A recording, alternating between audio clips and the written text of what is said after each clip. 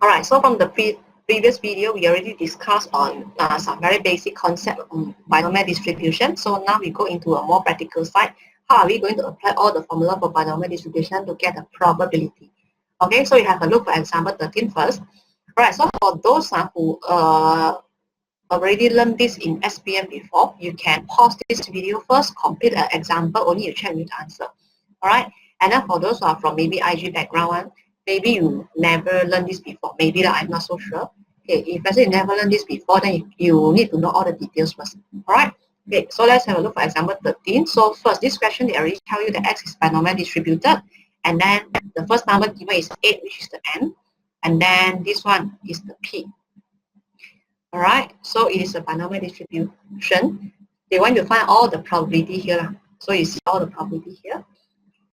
Okay, so first you need to know that I mentioned it in the previous, in the previous video, all the value of X should be integers only. Positive integer but include 0. All right, okay, so let's start with this one, the first one, which is very simple. Okay, so for first case, they want you to calculate the probability X equals to 6. So the 6 here is like your R in the formula that I showed you just now. Okay, so to get X equals to 6, the formula is NCR. So 8CR. And then P. P is 1 over 4. 1 over 4 power R. And then 3 over 4 power N minus R. So again, N minus R means 8 minus 6, you get 2. So again, it is very similar with binomial theorem, where the total power of these two terms, P and Q, should be equal to the N.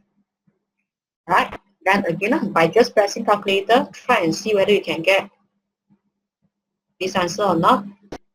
Then again, don't forget, all your answer here must be in 3 significant figures.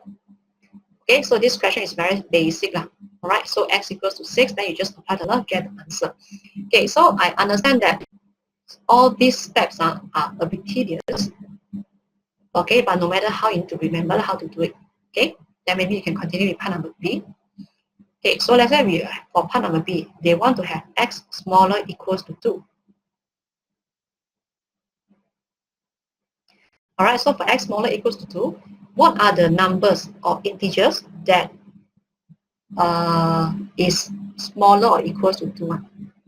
All right, so smaller equals to 2. If let's say you want to write it out, it should be start from 0, because I told you before, right? Okay, the R value, the smallest one can be 0. Okay, then R equals to 1, and then R equals to 2, X equals to 2. All right, because from here you can see there's an equal sign here, that is should be, the 2 should be included. Okay, then after that, what is X equals to 0? So you write the formula 8C0 P power 0 and then Q power 8. And then 8C1, then P power 1, Q power 7. Then 8C2, P power 2, and then Q power 6. Alright, so after you write out this one, then you can press calculator, try to get the answer, and then you should get 0.679. Okay, so when you try to write out the answer here, okay, the steps here, some of you, I believe, you tell me that, wow, the steps looks like very tedious and then very long, and you feel very lazy to write it out. Okay, all right, generally, if let's say you understand the value one, okay, give me a second. Okay, so if you understand the value, right, the steps, this step, no need to write out in the exam. All right, you can straight away start from this one. Okay, so this step must start in the exam.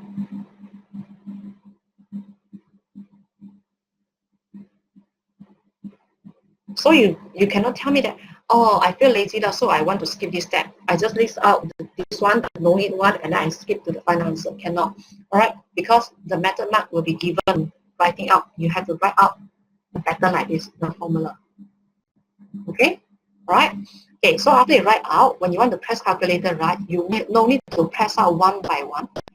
you don't need to write out the answer one by one. Like some students, they'll press the calculator for this one, and then they write the answer something, something, something, then plus they press this one, and then something, something, something, something, and so on. No need. Okay, you straight away press the calculator in one shot, okay, and try to get the final answer. Okay, all right. So this is what you should do when you are dealing with the binomial distribution formula. Okay, the steps are generally, I hope that you should understand all this. Okay, all right, and then how about for part C?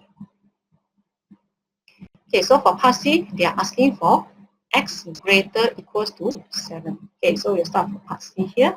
Okay, so when they're asking for x greater equals to 7, okay, so what is the value that should be included? 7, right? X equals to 7, so it will be 8c7, so 1 over 4 power 7, and then 3 over 4 power 1. And the next one is 8c8, and then you're having 1 over 4 power 8, 3 over 4 power 0. So can I have 8c9 or not? For x equals to 9? Because they say more than 7, all right, more equals to 7. So can I have 8c9 or x equals to 9? Cannot. All right, so again, because in other condition that we learned before, the value of r, this value maximum can go until n only. So our n is 8. All right, so this value maximum can go until 8. Therefore, 8c8 will be the last term that we have. Okay, all right, then again, by pressing calculator, try and see whether you can get 0.000381. Yeah, all right, then the last one, part D. Okay, so they are asking for x greater than 0. So greater than 0 means that does not include 0, there's no equal sign here. So you should start from x equals to 1 plus x equals to 2 plus x equals to 3 until x equals to 8. So to me, it is too long already from 1 until 8. Therefore, I can use a shortcut which is 1 minus x equals to 0. So this one is based on common sense that we learned before. Alright, so 1 minus 8c0 and then 1 power 4 power 0. And then 3 over 4 power 8. Then again, just press the calculator, try and see whether you get 0.900 or not. Alright, so this is how we apply the formula for binomial distribution to calculate the probability. And then please take note that you have to make sure that you keep your final answer in 3 significant figures. Alright, okay, and then in exam, this kind of question will not be asked. It's simple and straightforward already. So this is mainly for understanding. Okay or not? So if you don't really understand how you get all the probability and so on, maybe you can just go online and search for some very simple binomial questions and then you try it first, like this one. Okay, you can try and then you try first to make sure that you understand all the concepts first. Okay, all right. Then now we are going to continue with application question. All right, so for example 14. Okay, so as what I told you before, again, the largest problem that students face is in the exam, when they read the question, they actually don't know there's a binomial distribution. All right, because there's no keyword, okay, and then again, the question wants you to find the probability. So most of the students will think that, oh, okay, maybe it's the probability from chapter 3, because chapter 3 is about probability, right? Okay, all right, so for example 14, how I know that this is a binomial distribution? Usually, I will tell students to look at the structure of the question. So the structure of the question means something like this. Okay, in this question, all right, so they are talking about 7, exactly 7, and also at least 3, but fewer than 5. Okay, the exactly 7, talking about what? Talking about the number of customers. All right, the number of customers that pay by credit card.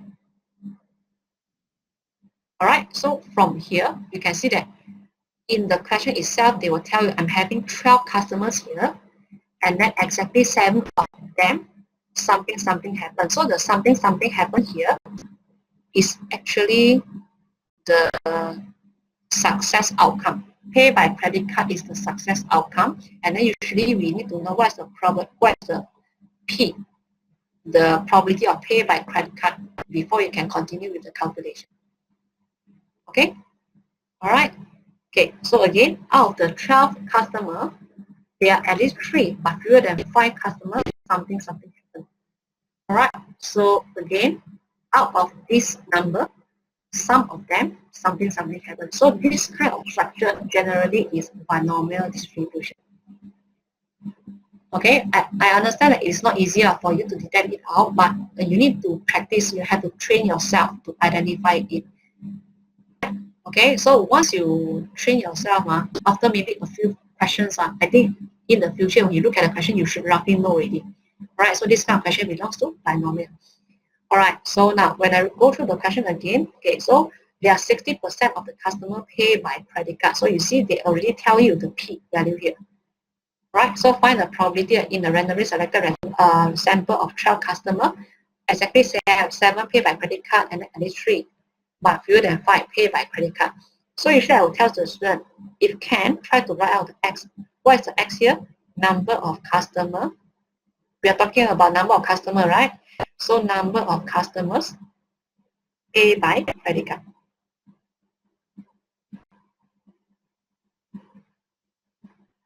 Right?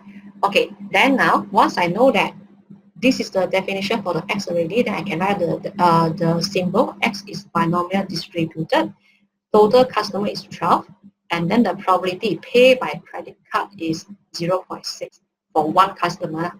Okay, then now they want you to calculate the probability that X equals to 7. Exactly 7 customer out of 12 pay by credit card.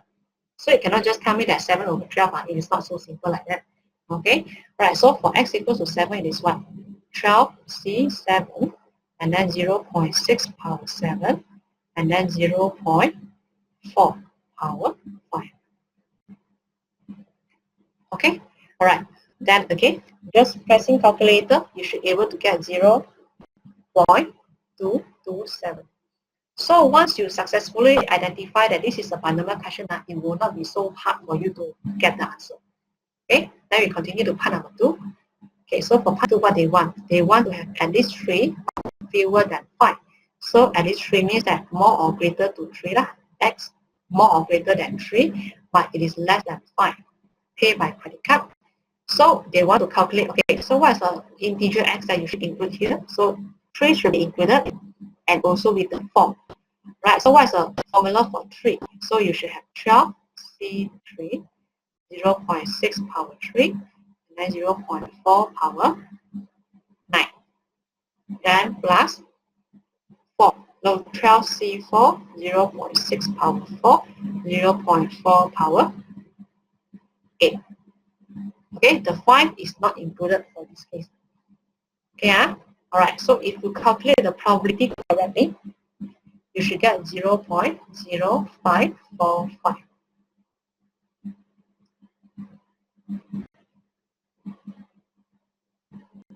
Okay, alright, I believe that you should have no problem for all this after you get the, after you know that it is a binomial distribution. It is not hard actually. Okay, then again you should write out the formula for binomial distribution, then you get a final answer. Alright, so this is what I have for example 14. Okay, then have a look for example 15. Okay, so for example 15, you're having on a certain road, 20% of the vehicle are trucks, 16% are buses, and the remainders are cars. So a random sample of 11 vehicles is taken. So you're having 11 vehicles in total. Find the probability that fewer than 3 are buses. Okay, so here, total, you're having 11, and then fewer than 3, something happens. So the something happens here is buses. Alright, so if let's say from this question now, you should know that X is the number of buses.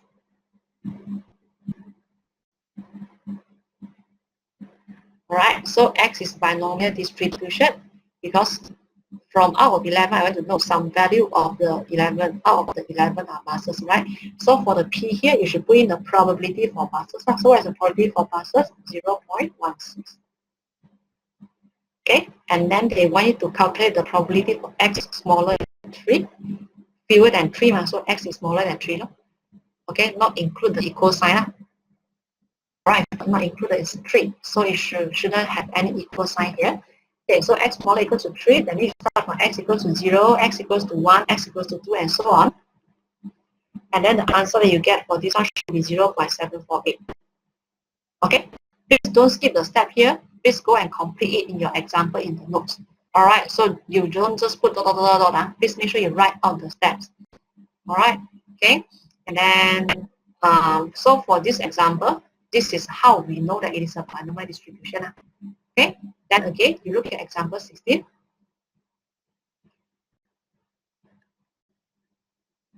Okay, so there are 3/4 of the patients who have a checkup do not need to follow up. So find the probability that in a random sample of 9 patients from the practice, at most 7. So at most 7, they are talking about what? They are talking about the patients. At most 7 patients do not need to follow up treatment. So do not need to follow up treatment means that something happened. So that means out of the 9 patients in total, there are at most 7 patients, something happened. So from here, you know that it's binomial distribution again. So number, we are talking about the number of patients, right? So the number of patients that do not need to follow up.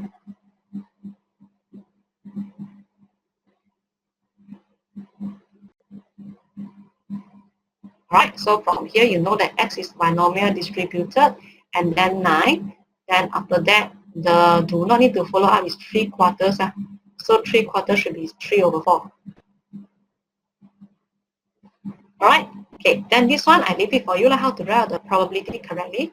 The answer for this one, you should be able to get 0.700. Again, don't skip the steps. Make sure you write out the steps properly. That will give you marks in the exam. All right, you have to practice all this in details. Okay, so for exam 16, I will leave it for you, which is 0.7. Okay, then now we continue with example 17.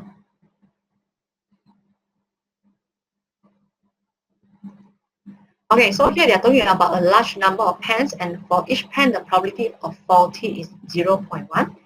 And then Laura select n pens. They are having n pens here. What's the minimum value of n for which the probability that she selects is at least 1 faulty pen is greater than 0.91. Okay, so we are looking at this one. In total, you are having n pens. Then after that, they are talking about at least 1 pen, something happens. So the faulty is something happens. Can you see the pattern? Right, you're having a total number of pen, a certain number of pen, and then at least 1 pen, something happens. So again, it is a binomial distribution. So you can write that X is the number of faulty pen.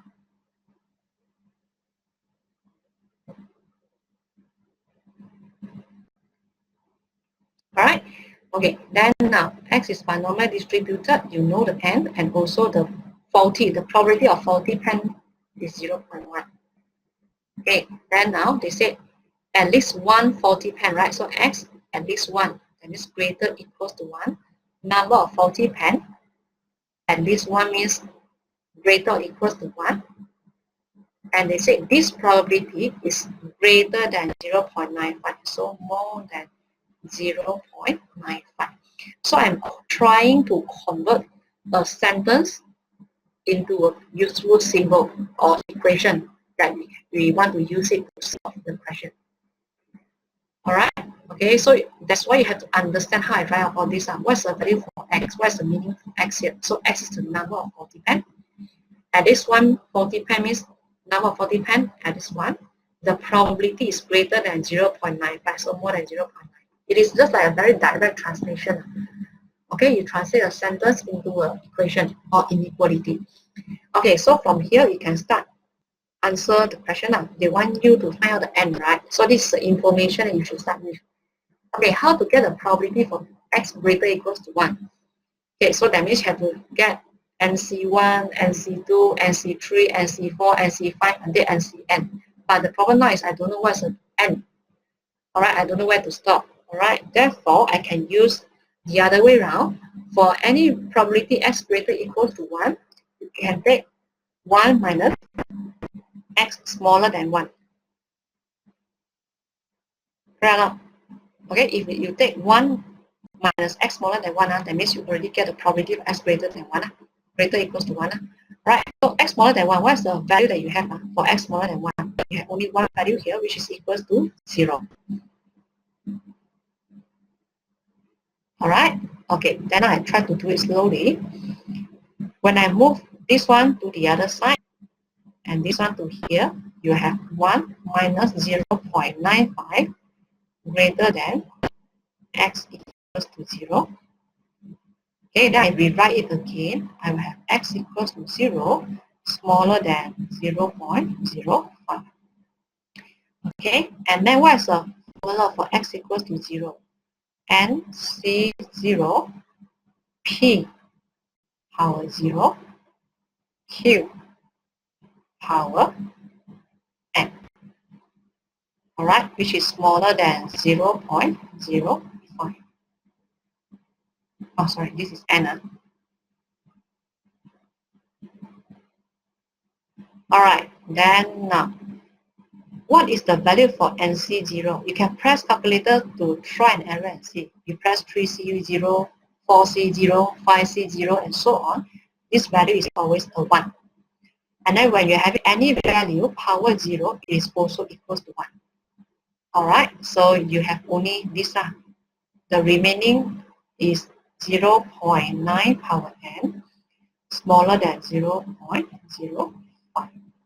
Okay, then now how can you solve this one? I think most of you learned how to solve this before. Okay, I'll just show a very simple example. Last time in SPM or IG, if let's say you're having x power 2 equals to 3, x power 2 power x equals to 3, how can you solve this kind of equation?